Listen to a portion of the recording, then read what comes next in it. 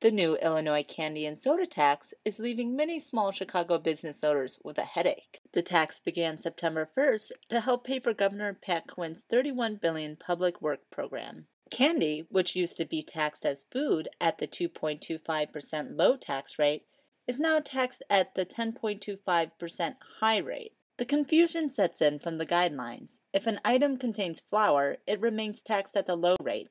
If an item contains sugar, it is taxed at the high rate. Very confusing, very confusing. It took a while to figure out what they mean by candy that has flour and a certain amount of sugar. Certain items, previously taxed as food, are now considered candy and taxed at the high rate, such as caramel popcorn, honey-coated nuts, and mints. Gummy bears, you're fine with these, low rate, but the mints, high rate tax.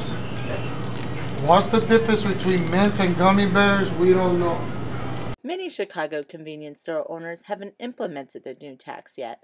Julie's Groceries is not charging the tax because of its confusing guidelines. It was just way too confusing for us because I was reading the tax and it says something like if it has a certain percent of flour, and a certain percent of sugar. I mean, it was just like crazy.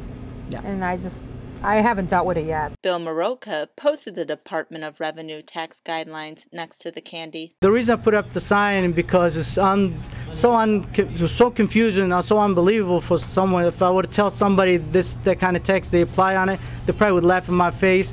And this one reason I'm like, just to point at it, just read it yourself so you can believe it. So it is kind of one of those taxes that nobody would ever think about, that someday somebody would come up with such an idea to tax public. Basil Solaka said the new tax has left many of his regular customers disgruntled. Well, this is hurting us. Small business is hurting big time. I mean, customer complaining. Yeah, we're trying to understand. We're not responsible. It's not me. It's a government, and they're bitching too much. I mean, complaining. He says he sometimes pays the new tax for kids unaware of the new charge. They have to pay $1.10. And I mean, how many times the kids come here, they're short 10 cents because they think it's only $1. You know what I mean? I put them from my pocket. Yeah, sometimes, because you have to, because the cash register, to not be short. Yeah. Well, a lot of complaint, and they're hurting us small business big time.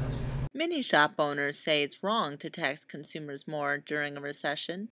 Everybody should know I'm not a mathematician or I'm not a politician, but I know when the economy is down, tax should be down too.